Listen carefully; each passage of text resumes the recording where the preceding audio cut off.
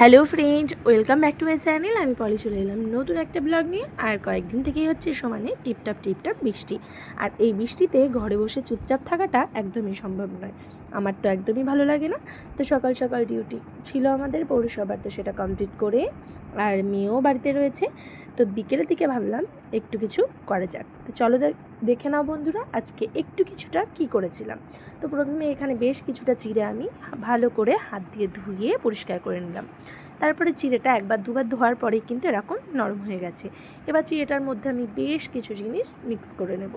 তো প্রথমেই আমি নিয়ে নিচ্ছি কিছুটা পেঁয়াজ কুচি, তারপরে নিচ্ছি রসুন কুচি, আর তার সঙ্গে দিয়ে দেবো আমি পাকা কিছুটা লঙ্কা কুচি।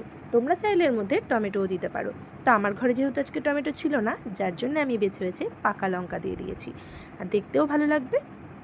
তারপরে আমি যেটা করলাম, দুটো ডিম আমি এর মধ্যে ফাটিয়ে নিয়েছি। এবার আমি এর মধ্যে দিয়ে দিচ্ছি কিছু মশলার প্রথমেই রয়েছে স্বাদ মতো লবণ, পরিমাণ মতো একটু জিরে গুঁড়ো, পরিমাণ মতো বলতে খুব বেশি নয়, সামান্য একটু জিরে গুঁড়ো, একটু ধনে গুঁড়ো, আর এর মধ্যে দিয়ে দেবো কিছুটা গোটা জিরে। তো এটাকে দিয়ে আমি এটাকে ভালো করে, আর গোটা জিরেটা দেওয়ার কারণটা একবার বলে দিচ্ছি, এটা কিন্তু হজমে খুব ভালো একটা কাজ করে। আর এদিকে আমি যেটা করেছি, হাতে ভালো করে মেখে নিয়েছি, আর এই সাইডে ফ্রাই প্যানে বেশ কিছুটা তেল আমি গরম হতে দিয়েছি। গরম কিন্তু খুব বেশি হয়নি, আর এটা করতে গেলে কিন্তু খুব বেশি গরম হলে হবে না, অল্প গরম থাকতেই কিন্তু তেলের মধ্যে এভাবে ছোট্ট করে এই চিড়ের মাখিয়ে রাখা ব্যাটারটাকে কিন্তু ছোট্ট করে এভাবে দিয়ে দিতে হবে। আর তোমরা দেখতে পেলে আমি কিন্তু কোনো রকমভাবে জল ব্যবহার করিনি, শুধুমাত্র চিড়েটাই ধুয়ে নিয়েছিলাম। তো তারপরে কিন্তু কোনো জল এর মধ্যে আমি দিয়ে থাকিনি। আরেকটা কথা না বললেই নয়, যে সব বন্ধুরা সবসময় আমার ভিডিও দেখে আমাকে সাপোর্ট করছো, তোমাদের জন্য অনেক ধন্যবাদ। আর যারা নতুন দেখছো আমার ভিডিও, যদি কিছু ভালো লেগে থাকে অবশ্যই চ্যানেলটিকে সাবস্ক্রাইব করে সাথে থাকা বেল আইকনটি বাজিয়ে দিয়ে পাশে থেকো বন্ধুরা। আর লাস্ট যে কথাটা না বললেই নয়, সেটা হচ্ছে প্লিজ তোমরা একটু কমেন্ট রেখে যেও।